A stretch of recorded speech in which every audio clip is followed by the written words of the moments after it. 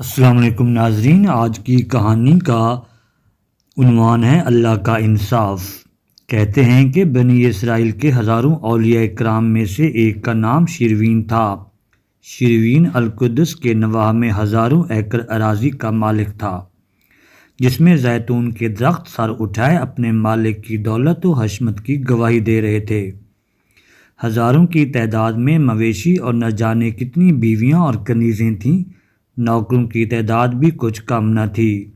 اسے ہر نعمت حاصل تھی اور وہ عیش و آرام کی زندگی بسر کر رہا تھا۔ ایک دن نہ جانے اس کے دل میں کیا سمائی کہ وہ سب کچھ چھوڑ کر ویرانے کی طرف نکل گیا، اور جب دل کو کچھ سکون ہوا تو وہ ایک پہاڑی کی چوٹی پر جا کر اللہ کی عبادت میں مصروف ہو گیا۔ کھانا پینا سب کچھ بھول کر صرف اور صرف عبادت ہی اس کی مصروفیت تھی۔ وہ مراقبے میں ایسا غرق ہوا کہ 100 سال کے بعد اس کی آنکھیں کھلیں تو اس کے سامنے ایک فرشتہ اپنے پر پھیلائے کھڑا تھا۔ اس نے فرشتے کی طرف بڑی ناگواری سے دیکھا جو اس کی عبادت میں خلل انداز ہوا تھا۔ فرشتے نے اسے مخاطب کرتے ہوئے کہا، اے شروین، بارگاہ خداوندی میں تیری عبادت قبول ہوئی، بتا تو کیا چاہتا ہے؟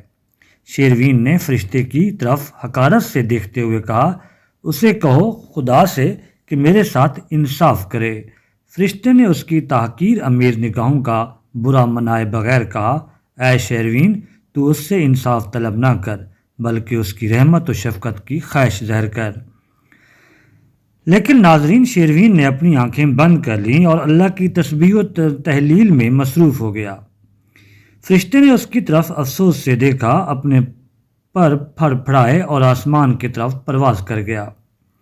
شروین نے مزید 100 سال عبادت میں گزار دیے۔ دنیا و مافیا سے بے خبر، اس کی کیفیت سے گھبرا کر جانور وہاں سے بھاگ گئے اور پرندے بھی کسی اور جانب پرواز کر گئے۔ پہاڑی پر ہر جاندار بے جان ہو گیا، یہاں تک کہ جھاڑیاں اور درخت بھی نابود ہو گئے۔ 100 سال پورے ہوئے تو فرشتے نے پھر اپنے پر پھڑ پھڑا کر اسے بیدار کیا۔ شروین نے ناگواری سے اپنی آنکھیں کھولیں۔ شروین نے غصے سے کہا، اب تو کیا لینے آیا ہے؟ فرشتے نے نرمی سے جواب دیا، اے شروین، تیری عبادت نے قبولیت کا شرف حاصل کر لیا ہے، اب مانگ کیا مانگتا ہے؟ شروین نے جواب دیا، اس خدا سے کہو کہ میرے ساتھ انصاف کرے۔ فرشتہ گویا ہوا، شروین ضد نہ کر، لیکن شروین اپنی ضد پر اڑا رہا۔ فرشتے نے اس کی طرف افسوس سے دیکھا اور اپنے مرکز کی طرف پرواز کر گیا۔ شروین پھر اس پہاڑ کی چوٹی پر عبادت میں مصروف ہو گیا۔ اسے صدیاں گزر گئی تھیں کسی جاندار کی آواز سنے ہوئے۔ پہاڑی تو یوں بھی پرندوں اور درندوں سے محروم ہو گئی تھی۔ ہوا بھی اب اس پہاڑی کے قریب آتے ہوئے ڈرنے لگی۔ وہ پہاڑی سے دور دور ہی رہتی۔ اپنے اہل و عیال اور مال و منال کو تو وہ 2 صدیاں قبل ہی بھول گیا تھا۔ اب ترک خواہشات کی ایسی بلندیوں پر تھا کہ آسمانوں پر عبادت میں مصروف فرشتے بھی اس کا احترام کرنے لگے، لیکن اس کے قریب آنے سے گریزاں رہے۔ اس کیفیت میں مزید 100 سال گزر گئے تو فرشتہ پھر نازل ہوا۔ اس نے زور سے اپنے پر پھڑائے تو شروین کو سخت غصہ آیا، لیکن اس کے کچھ بولنے سے پیشتر ہی فرشتے نے نہایت احترام سے کہا، اے اللہ کے دوست، اللہ تو اس سے بے پناہ خوش ہے۔ اس نے فرمایا ہے کہ تو جو مانگے گا ملے گا۔ خدا کے برگزیدہ پیغمبر حضرت سلیمان علیہ السلام کا انتقال ہو گیا ہے۔ تجھے ان کی بادشاہت ان کی تمام ملکیتوں سمیت دی جا سکتی ہے۔ تیرے بیوی بچے دوبارہ زندہ کیے جا سکتے ہیں اور تیرے باغات بھی سرسبز شاداب کیے جا سکتے ہیں۔ تو جس چیز کی خواہش کرے گا وہ تجھے ضرور ملے گی۔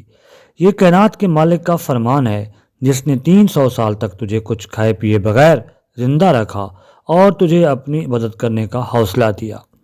شروین نے فرشتے کو گھور کر دیکھا اور کہا، ان تمام چیزوں کو میں چھوڑ چکا ہوں۔ مجھے سلیمان علیہ السلام کی بادشاہت چاہیے اور نہ بیوی بچوں اور زیتون کے باغات کی ضرورت ہے۔ اس سے کہے میرے ساتھ انصاف کرے۔ فرشتے نے اس کی طرف دکھ بھری نگاہوں سے دیکھا اور کہا، اللہ وعدہ کر چکا ہے کہ تو جس چیز کی خواہش کرے گا وہ تجھے ضرور ملے گی۔ تو 300 سال سے اپنی ضد پر اڑا ہوا ہے۔ تجھے تیری عبادت نے احمق بنا دیا ہے، لیکن میں نے بارہ تجھ سے کہا کہ تو انصاف نہ مانگ بلکہ اس کی رحمت و شفقت مانگ۔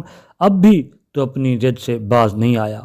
اب تو نے انصاف مانگا ہے تو تجھے ضرور انصاف ملے گا، اور اس کا انصاف یہ ہے کہ تو 300 سال تک اس پہاڑی کو اپنے بوجھ سے پریشان کرتا رہا ہے۔